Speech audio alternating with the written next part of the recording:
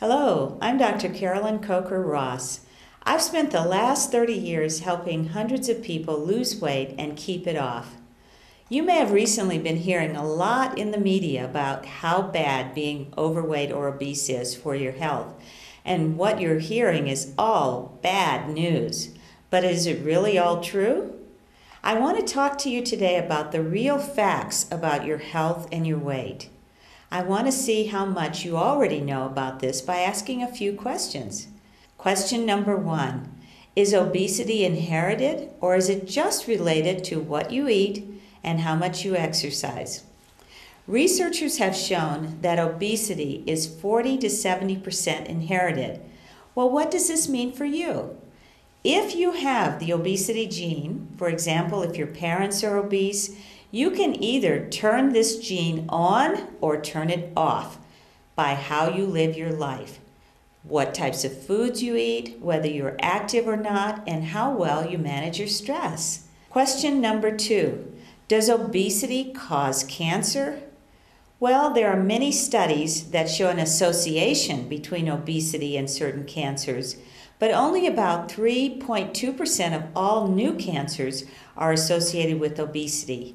From news reports, you may have expected that number to be much higher than it actually is.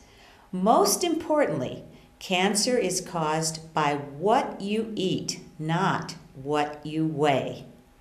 So again, cancer is caused by what you eat, not what you weigh.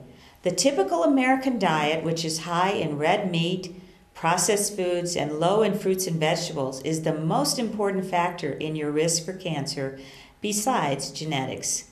Therefore, even if you are overweight or obese, if you eat a diet that's high in fruits and vegetables and low in animal sources of protein and processed foods, this will lower your risk for cancers associated with obesity.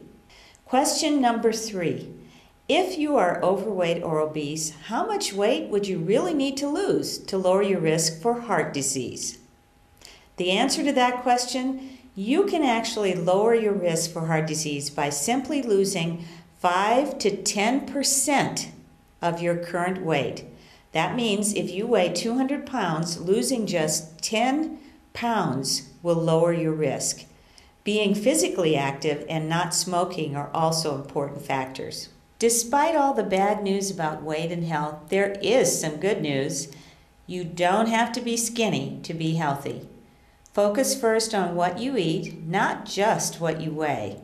And remember, dieting causes more health problems than it fixes. So instead of dieting, work on your diet. Eat 3 vegetables and 2 fruits every day. Find some type of physical activity you really enjoy and can see yourself doing for a long time. Even small amounts of weight loss can improve your health.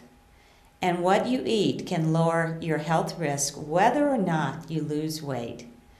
Don't let the bad news in the media discourage you. Your health is in your hands. Remember, focus on health first, then weight.